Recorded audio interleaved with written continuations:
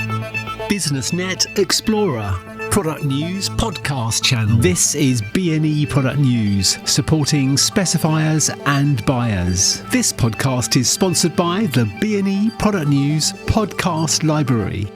Well, hi, this is Mick de Leyburn for BusinessNet Explorer, and welcome to a special bite-sized learning edition of our B&E Product News Brand Leader Interview podcast series, where we explore innovations that support health, safety and sustainability for buildings. Well, at a time where the world is faced with the growing necessity to reduce, refurbish, reuse and restore wherever feasible, in this edition, we put the spotlight on the exciting Carbon Careful initiative, pioneered by Future Designs, a British lighting manufacturer that has already been committed to the circular economy for over 12 years. The initiative is focused on combating the potentially high usage of energy involved in lighting the spaces within buildings. David Clements, CEO of Future Designs, has made time available in his busy schedule to tell us more. David joins us on the phone. Hi, David. Good morning, Mick. How are you? I'm very well, thank you. All the better for having you on the podcast.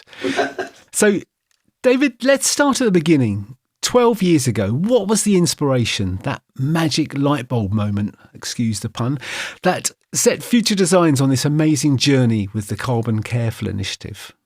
Interesting 2 points you make there, Mick. I'd like to clarify something as regards Carbon Careful.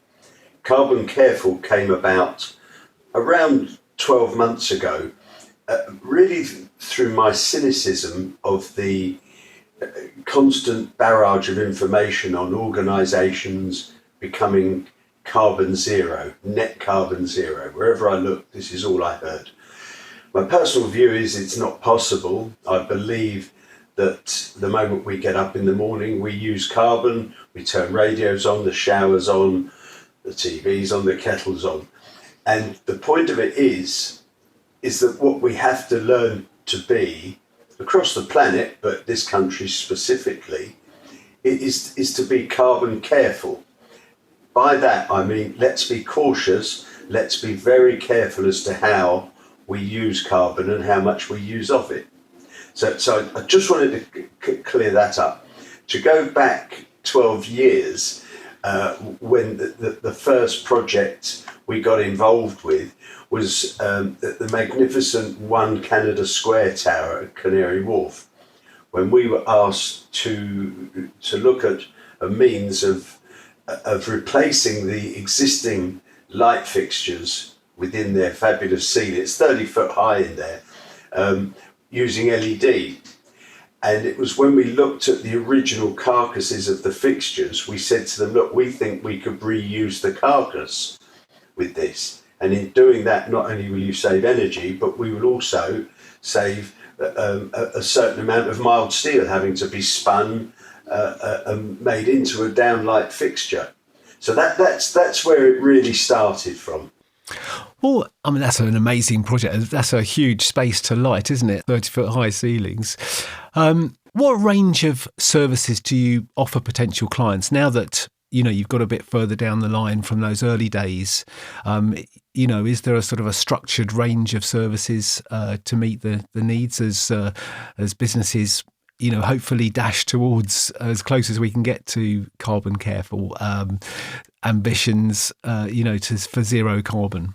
Yes, there is. And as time has evolved over the 12 years, we consider we're now the experts in this field.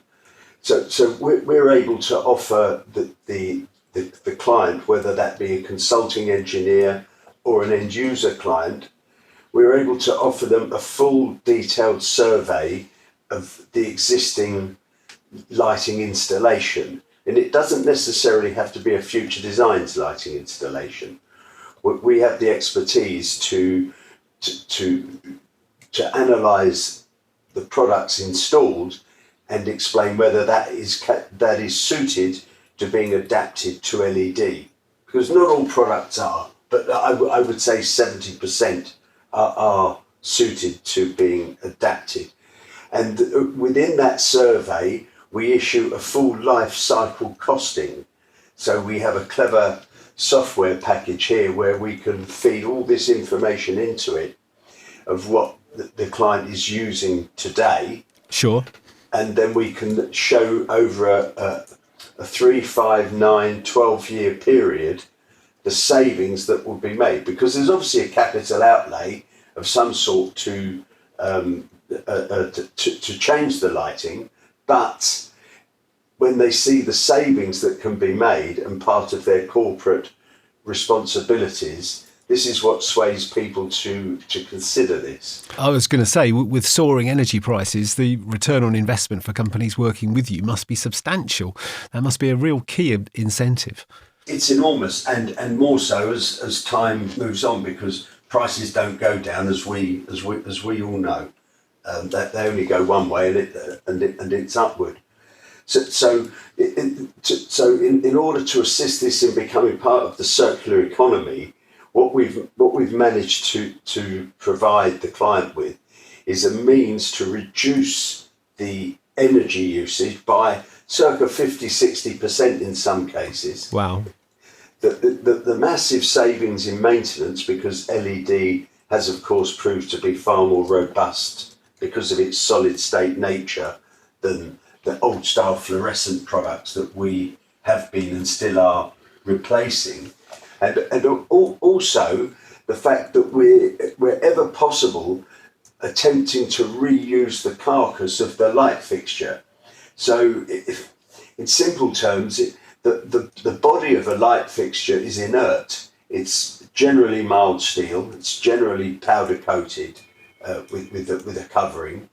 And if you don't actually put that out to the elements, that could last 50, 100 years, I guess, without any detrimental damage to it. Sure. So in reusing that with latest technology, the carbon savings in steel and aluminium is monstrous. And again, to revert back to the Carbon Careful book, we're on the particular projects that we've discussed in there.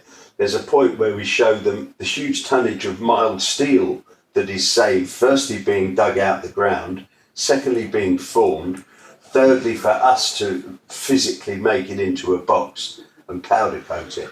So the savings are absolutely enormous.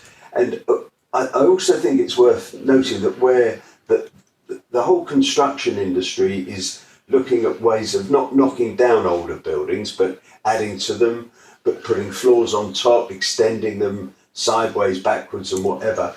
There's also the opportunity to use the carcass of the lighting at the same time. Sure. Well, look, you've made an impressive start, but there's still a lot to do, with so many spaces within commercial premises still lit up by banks of fluorescent fittings. Indeed, there's clearly still a lot of mopping up to do. Is launching this book and sharing your story a chance for more businesses to see the light and to help encourage them to embrace the opportunity the Carbon Careful initiative offers? Yes, I believe it is. That the book came about because I kept reading about within construction where, as I said in my last point to you, that buildings are at last being looked at as items that we can keep.